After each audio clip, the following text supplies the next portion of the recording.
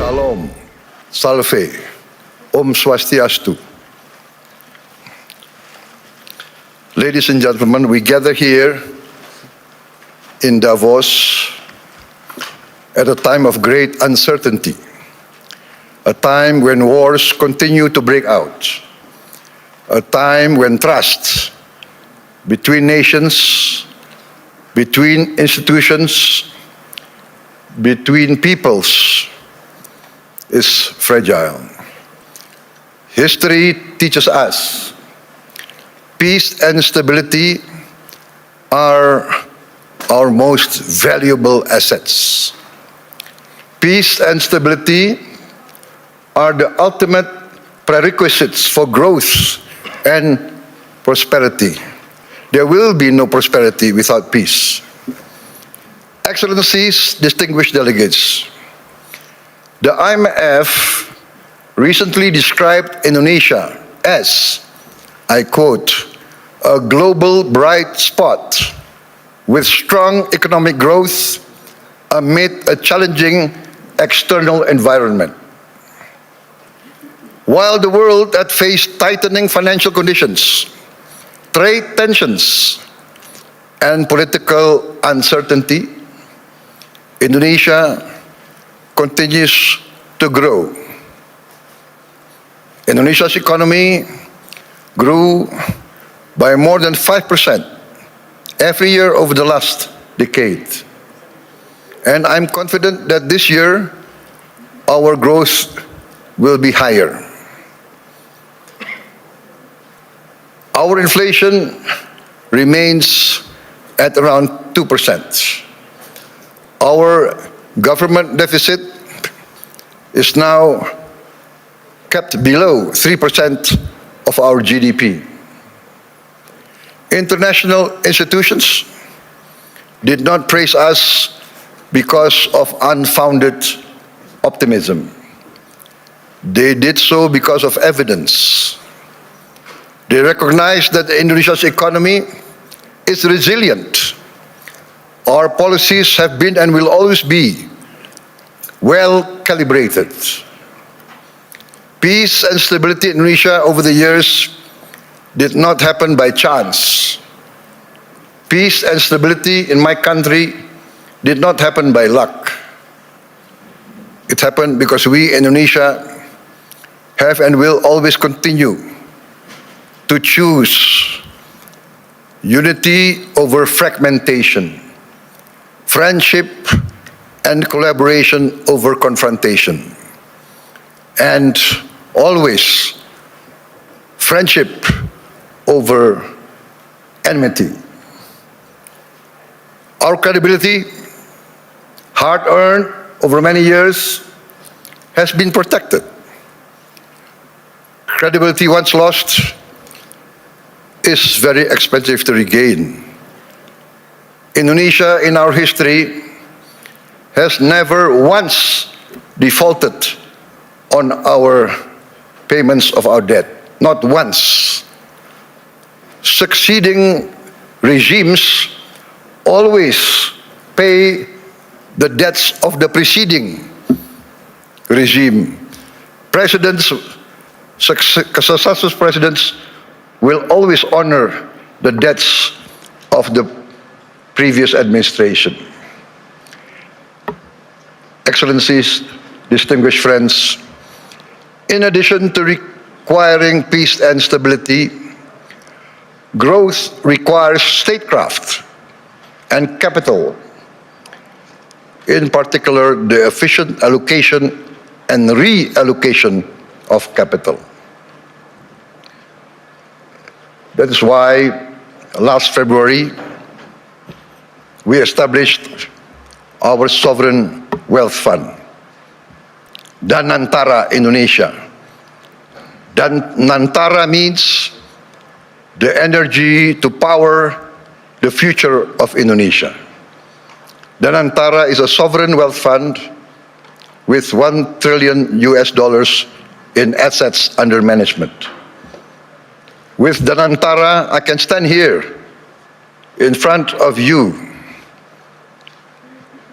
as an equal partner. Indonesia is now not only a land of peace and stability, Indonesia now is more and more the land of opportunity.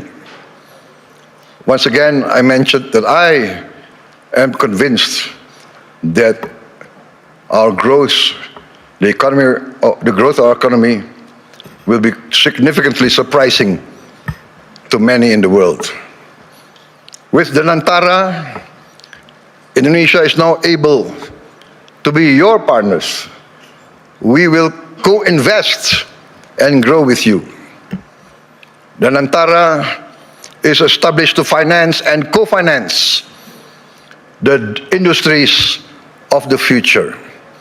We are determined to industrialize our country in a significant way. The industries of the future must be executed well and wisely. That is why we built the Nantara with strong oversight and institutional responsibility. And we try to find the best executives to direct the leadership of the Nantara. The Nantara now manages 1,044 state-owned enterprises. We are going to bring this down to around at most 300. We will rationalize, we will get rid of inefficiency. We want the best governance and the best management under international standards. I have allowed the Nantara to recruit expatriates, foreign citizens, to be able to lead these companies. We want the best brains and the best minds in the world. This is, in fact, how we run Indonesia now. From our social programs to our efforts to downstream our natural resources, to our efforts to reach self-sufficiency in food and energy. All are now accompanied by strong oversight and capable leaders. In the first 2 months of my administration, we carried out a vigorous efficiency program. We saved $18 billion by stopping inefficient and dubious programs from our budget, and redirected these funds to projects that directly improve livelihoods and impact all of society.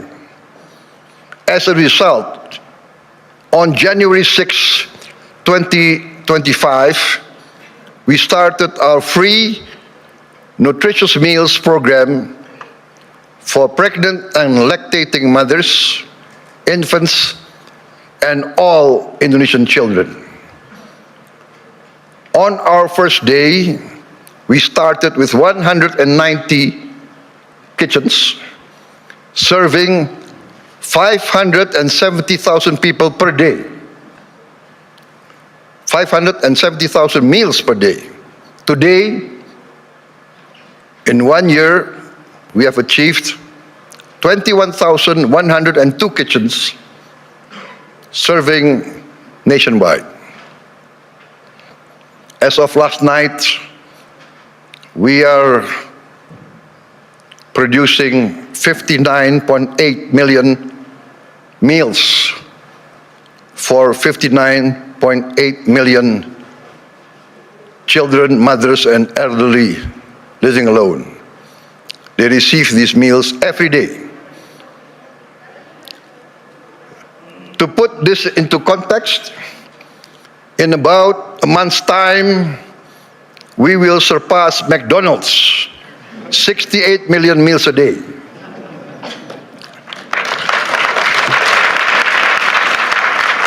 We started in January of last year.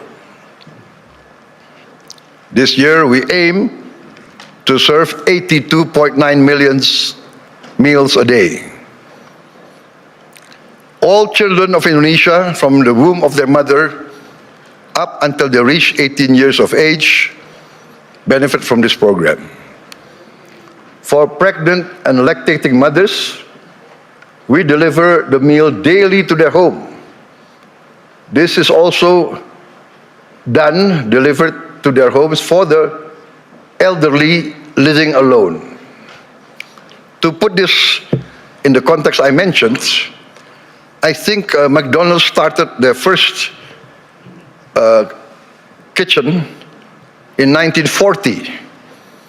To reach 68 million, it took them, 55 decades more. We will reach 82.9, I hope, by the end of December 2026. But my people say, no, sir, we will reach 82.9 before December. So hopefully we will achieve this.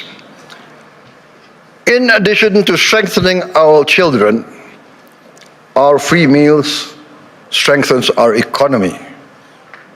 More than 61,000 micro, small and medium enterprises and cooperatives are now a part of this supply chain.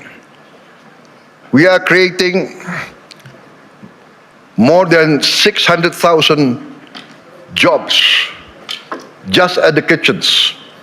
At its peak, we are optimistic it will reach 1.5 million direct jobs with vendors, with suppliers. There will be another more than 1 million livelihoods embraced and improved. This is why I'm convinced that our growth will reach impressive numbers.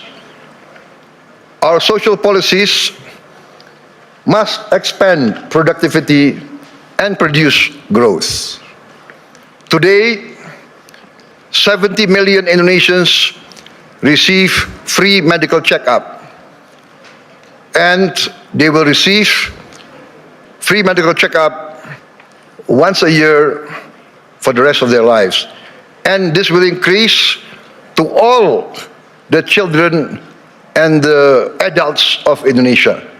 We are providing free medical checkup to all citizens of Indonesia. This is not a populist program. This is a rational program to save money. By detecting illness, disease at an early stage, we will save much more in the long term in treatment. This actually is a productivity improvement program. My experts say that in the long run, we will save many, many billions of US dollars. Last year, for instance, we renovated 16,140 schools. We equipped 288,000 schools, each with one 75-inch interactive flat panels as part of our digitalization of our education program. Next year, in this coming year, 2026, we will add another 1 million of these interactive smart panels so that every school will have at least 3 to 4 classrooms with these panels. And we hope within 3 years, all the schools of Indonesia will have at least 6 classrooms with digital interactive panels. That means that I, for instance, in Jakarta, I can drop in on any school of Indonesia and I can see the quality of teaching of the teachers. I can see the reaction of the children. And in the first weeks, we see the enthusiasm of the children, the enthusiasm of the teachers, of the villagers. Many of them cry when they see the panels coming in. We get messages, Mr. President, in the entire history of this village, we have never felt that the central government knows about us. This is the first time we feel that the central government cares about us and is now in our village, is now helping to teach our children. This is, for me, heartwarming, because what we are doing is we are empowering the future generation of Indonesians.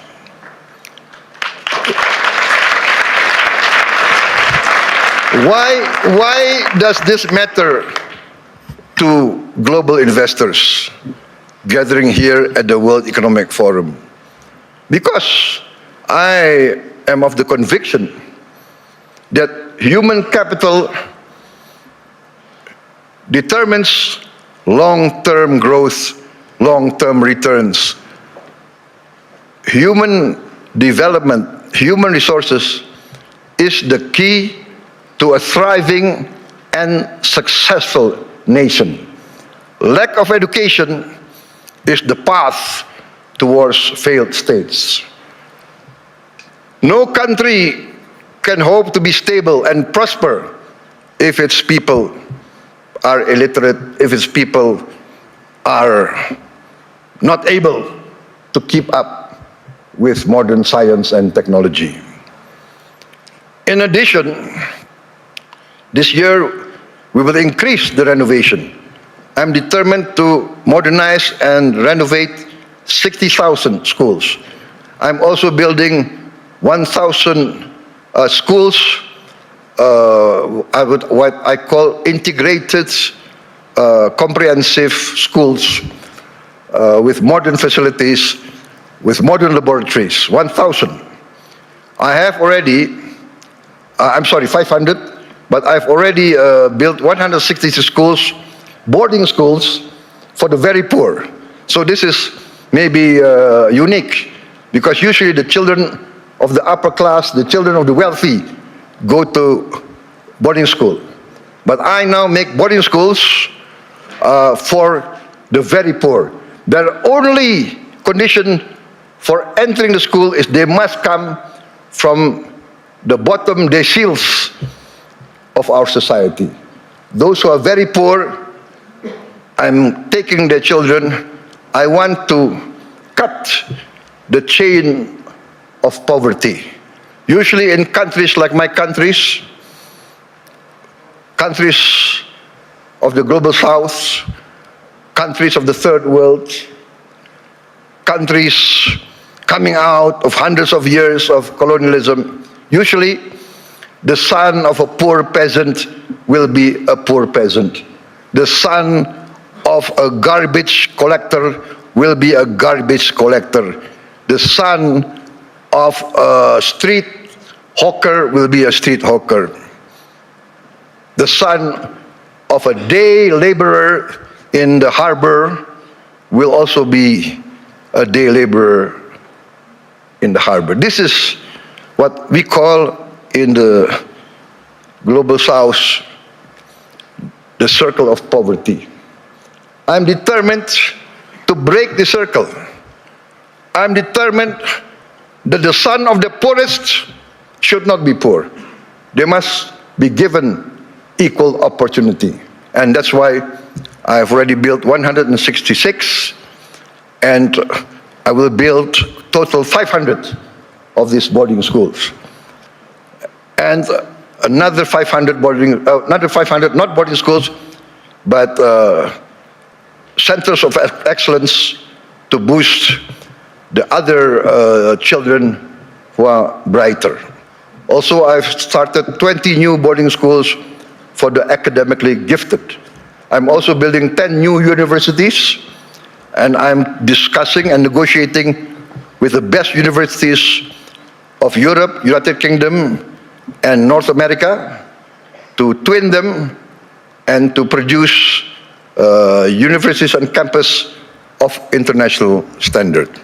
In addition, we are now in the process of building 83,000 cooperatives with 83,000 warehouses, 83,000 cold storage, 83,000 mini markets, 83,000 village drugstores selling generic medicine,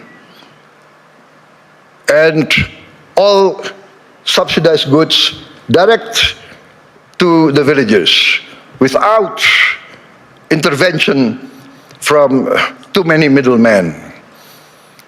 We are also going to modernize what we call the new fishing villages. We will build at least 1,000 this year, but we actually want to allocate funds for 5,000 villages. Each village will have 2,000 fishermen. We hope to impact 10 million fishermen with their wives and their children. This will impact at least 40 million Indonesians. We have started a pilot project in Biak, in Papua, and the result is very heartening. The average increase in their livelihood is 60% increase in their annual livelihood. Why? Because before, to get ice was impossible for them. There was no ice-making factory near their villages. To get diesel very far, we will build diesel stations, in every village. They will have access very easy. Ladies and gentlemen, let me say this clearly. There is no investment climate without the certainty of equitable rule of law. Nobody will come in to invest in a country that is lawless or of dubious legal tradition. I am determined, under my administration, to ensure the rule of law. The rule of law must prevail over any vested interests. In 2025, Indonesia, as I promised, we will confront, and we have confronted corruption directly, firmly, and openly. As any person dealing with an illness, with a disease, we must have the courage to acknowledge the illness and disease that we suffer. We are determined directly to fight against this corruption. It's challenging. Not many people believe we can do it, but we have no choice. I have no choice. I have been inaugurated, I have been sworn in to uphold the Constitution and the rule of law. In my first weeks in government, we uncovered massive abuse in fuel and crude oil governance. In all sectors of the economy, we found illegality, illegal practices. In my first year of administration, we have already confiscated 4 million hectares of illegal plantations and illegal mines. It is amazing. I call this not free enterprise. I call this not the free market. I called it openly greedonomics, the economics of greed, the economics of rapacious practices. maybe in many of your countries, there was a period like this, a period of the robber barons. I have confiscated 4 million hectares, but 2 days ago, I led a cabinet meeting by Zoom from London, and we decided to confiscate or to revoke the licenses of 28 corporations which had licenses over 1.01 million hectares. I revoked because we found them violating laws. They were building plantations on protected forests. This is a flagrant undermining of the rule of law. Perhaps these rapacious so-called entrepreneurs feel that they need not recognize the sovereignty of the Indonesian government. Or perhaps they feel they can buy all Indonesian government officials. I have reports that some of these people in their meetings say, oh, it's okay, there is no government official that cannot be bought. Well, I challenge them to try to buy officials from my administration. They will come to find themselves a big surprise. Combined with the 4 million hectares of illegal plantations already confiscated, we have, in fact, enacted the boldest, the most daring forest law enforcement effort in the history of Indonesia. We have closed, up to now, 1,000 illegal mines. But my staff, my people report to me, sir, there is at least another 1,000 or more. There could be as many as 666 corporations that violate the law. So I say, what can we do? We can only have the courage to enforce the law.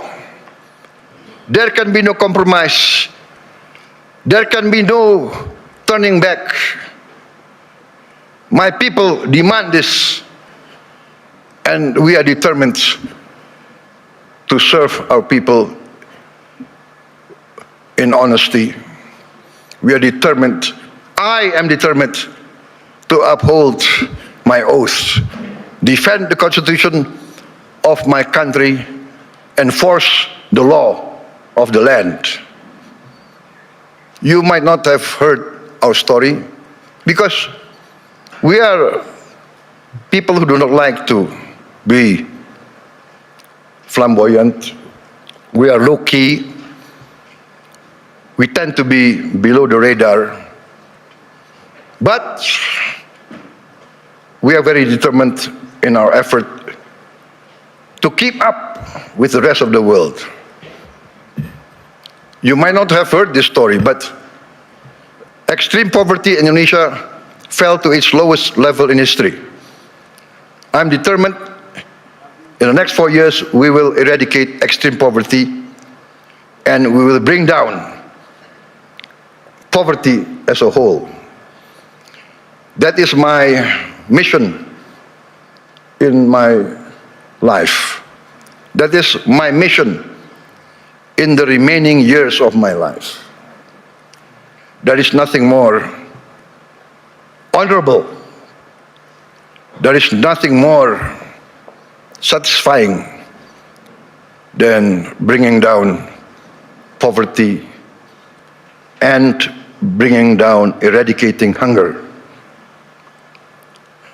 There is a saying I learned from my elders. One of my elders, very wise man, very honest political leader, he told me, Prabowo, the duty of a leader is very simple. The leader of this country, if you want to be leader of the country, you must work so that the poor and the weak can smile and can laugh. Very simple. What does that mean? If the poor, the weak can smile and can laugh, that means they have hope. That means they see a future. That means their livelihood is being improved. So that is my mission now, to make the poorest of Indonesians, the weakest of Indonesians, smile. I think part of this is we must combat corruption, manipulation, malfeasance. Ladies and gentlemen, a few days ago, I was surprised myself.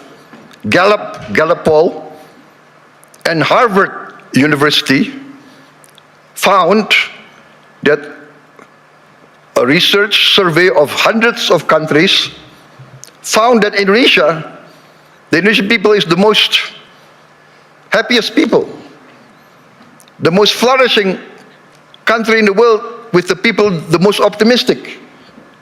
This is a bit heartening, but for me also a bit sad. I know my people. Many of them live in shacks. Many of them do not have clean water. Many of them do not have bathrooms. Many of them eat rice with salt. And yet they smile. And yet they have hope. We also achieved self-sufficiency in rice. The first time in many, many years, our rice production is the highest in the history of Indonesia. I gave a target to be self-sufficient in 4 years. I gave a target to my team. They did it within 1 year. I am convinced in the next 4 years, we will be self-sufficient in the other food products. Corn, sugar, protein. Excellencies, distinguished delegates, Indonesia does not fear economic integration. We are a trading nation for hundreds of years. We conclude now trade agreements not because it is fashionable, but we consider it necessary. We believe in the concept of win-win. Last year we signed free trade agreements and comprehensive economic partnership agreements with Europe, with the EU, Canada, Peru, Eurasia. I have just visited the United Kingdom to sign our new strategic partnership. Also an economic growth agreement. And we hope next year we can conclude a comprehensive economic partnership agreement with the United Kingdom. This is part of our strategy to deepen productivity, reduce barriers, unlock private sector growth for Indonesia, ASEAN, and the Global South.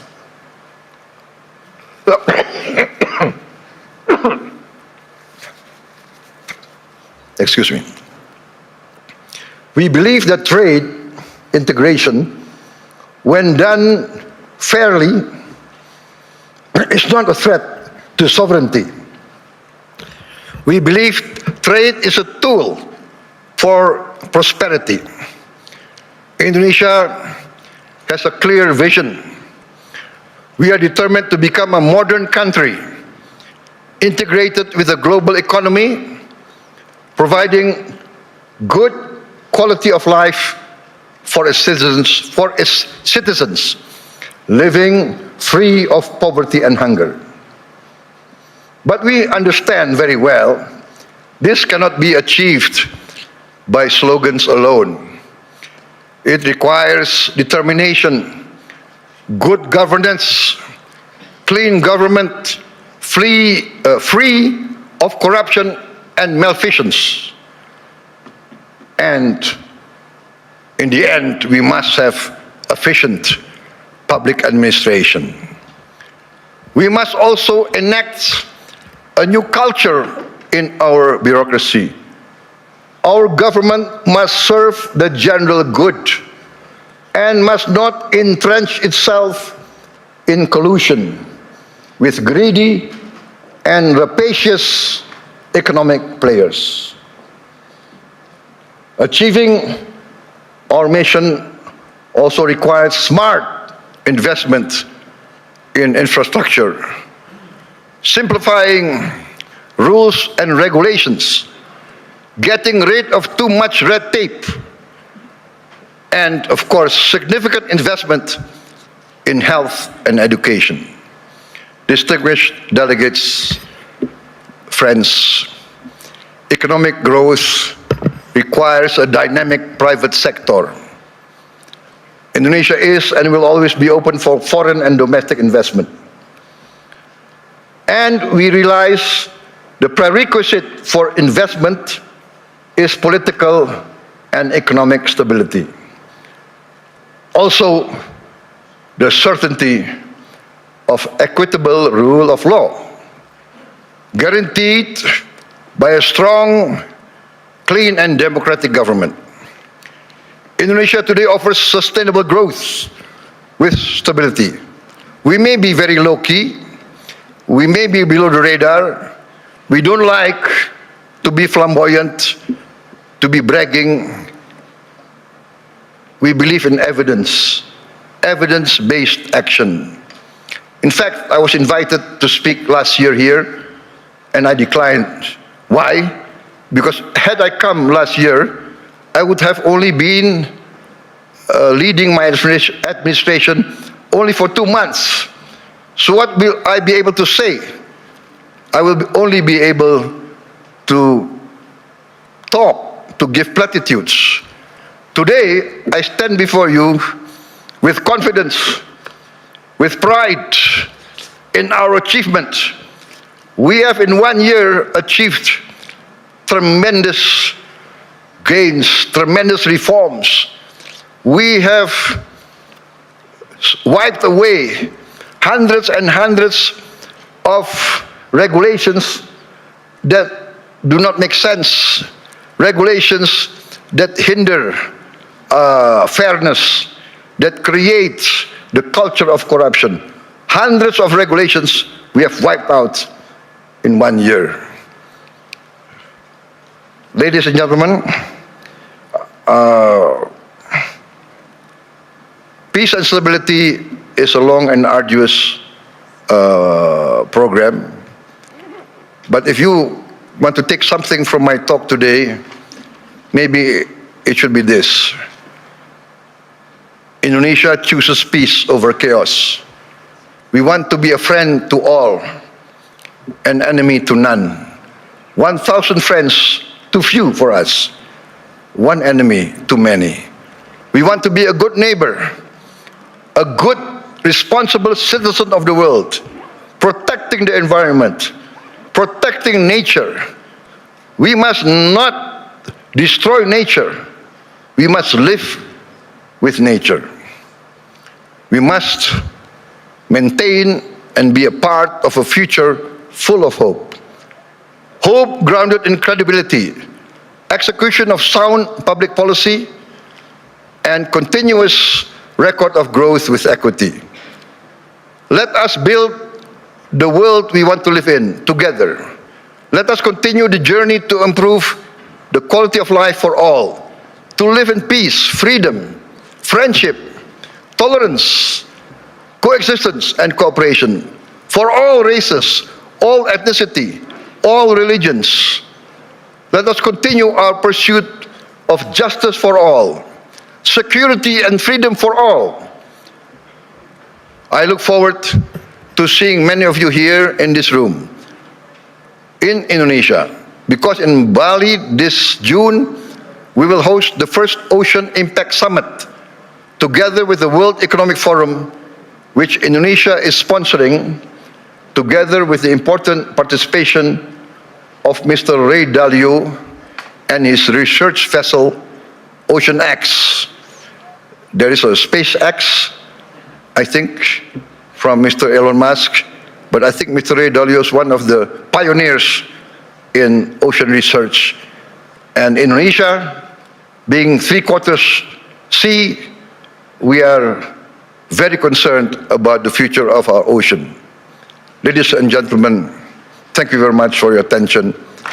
May you go in peace with the blessing of the Almighty God. Wassalamualaikum warahmatullahi wabarakatuh. Shalom, salve, Om Shanti, Shanti Om. May peace be upon us all. Thank you.